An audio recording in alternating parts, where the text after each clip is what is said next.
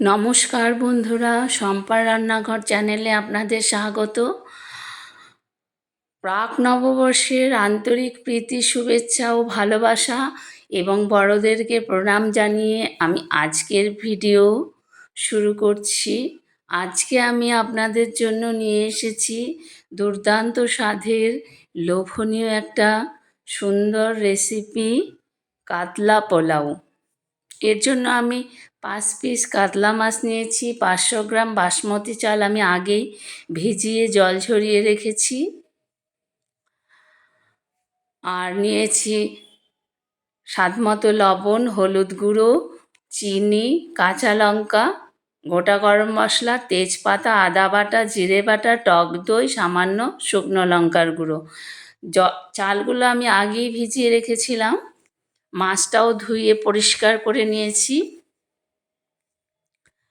এবার আমি দিয়ে দিলাম একটা বোলের মধ্যে 100 গ্রাম টক দই, আর দিয়ে দিলাম হাফ চা চামচেরও কম শুকনো লঙ্কার গুঁড়ো, দিয়ে দিলাম হাফ চামচ জিরে বাটা আর হাফ চামচ আদা বাটা। এগুলো একসঙ্গে ফেটিয়ে নেব। ফেটিয়ে নেওয়া হয়ে গেছে। দিয়ে দিলাম সামান্য বেরেস্তা। পেঁয়াজ বাটা আমি যেহেতু ব্যবহার করিনি, তাই বেরেস্তাই এখানে আমি দিলাম।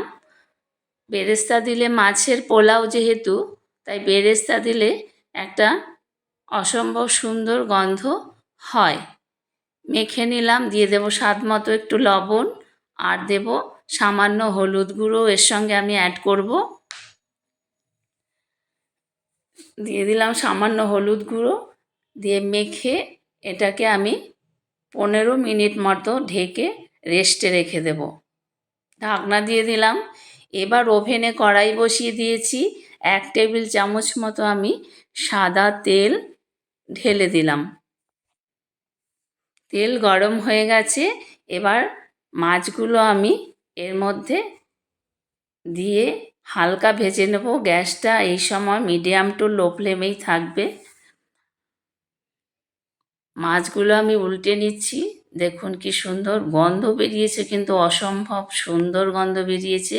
এবার বাকি যে মশলাটা ছিল বেঁচে রয়েছে, সেই মশলাটা আমি এর সঙ্গে অ্যাড করে দিলাম। এবার গ্যাস একদম সিম করে, লো করে 5 মিনিটের মতন আমি ঢেকে মাছটা রান্না করে নেব, মানে মাছটা যাতে কাঁচা না থাকে। 5 মিনিট পর ঢাকনা সরিয়ে মাছ আমার রেডি। এইবারে আমি নামিয়ে নিচ্ছি একটা বোলের মধ্যে।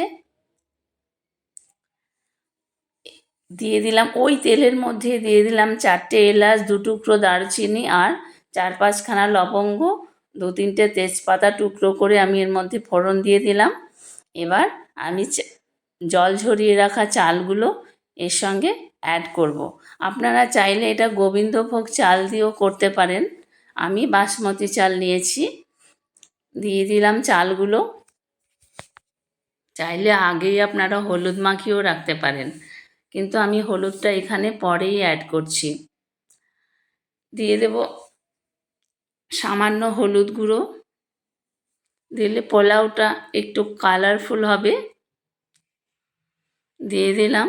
এবার খুব ভালো করে মিনিট 5 চালটা আমি ভেজে নেব। গ্যাসটা কিন্তু মিডিয়াম টু লো ফ্লেমেই থাকবে। আমি এখানে 2.5 বাটি চাল নিয়েছিলাম। এই বাটিটা দিয়েই, যে বাটিটা দিয়ে আমি জল দিচ্ছি, আমি এখানে 4.5 বাটি জল অ্যাড করব। খুব একটা জল দিলে কি হবে, পোলাওটা ঝরঝরে হবে না। তাই আমি এখানে 4.5 বাটি জল একদম মেপে অ্যাড করলাম। এবার দিয়ে দেবো স্বাদ মতো লবণ। একটু নেড়ে চেড়ে নিই। স্বাদ মতো লবণ দিয়ে দেবো এবার।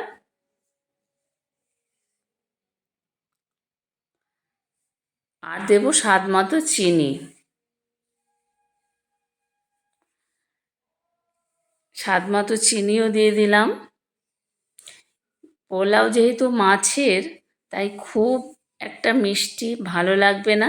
3টে কাঁচা লঙ্কা আমি একটুখানি করে ফাটিয়ে নিয়ে আমি এর সঙ্গে অ্যাড করলাম। এতে ঝাল হবে না, কিন্তু কাঁচা লঙ্কার একটা সুন্দর ফ্লেভার থাকবে এর সঙ্গে।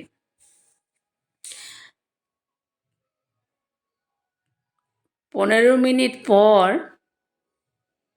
পোলাও আমার রেডি। চাল একদম পুরো পারফেক্টভাবে সেদ্ধ হয়ে গেছে।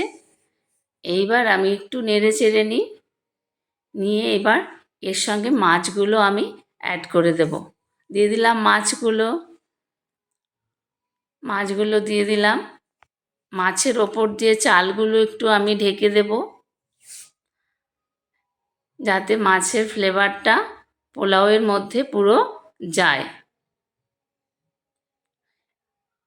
এরপর দিয়ে দেব 1 চামচ ঘি।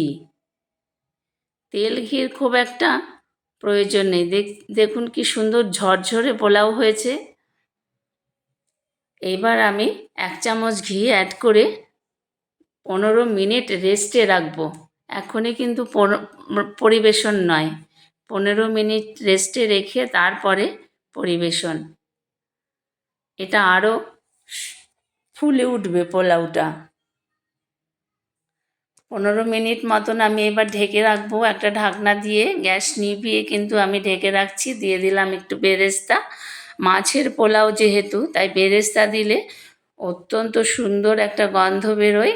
এবার ঢাকনা দিয়ে 15 মিনিট আমি রেখে দিলাম রেস্টে।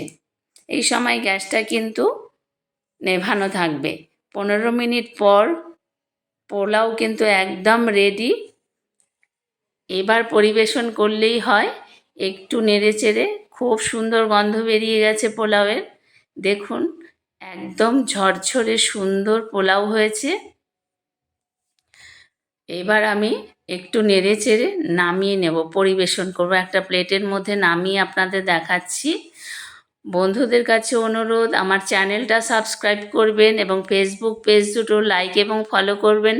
ফেসবুকে শম্পাস কুকিং ব্লগ এবং শম্পার রান্নাঘর এ দুটো পেজ আপনারা লাইক এবং ফলো করবেন। ভিডিওগুলো শেয়ার করবেন, লাইক কমেন্ট এবং শেয়ার করার অনুরোধ রইল। সম্পূর্ণ ভিডিওটি দেখবেন, একটুও স্কিপ না করে। দেখুন কি সুন্দর পোলাও হয়েছে। আপনারাও একবার বাড়িতে ট্রাই করে দেখবেন। নববর্ষে বাঙালিদের পোলাও আর মাংস না হলে চলে না।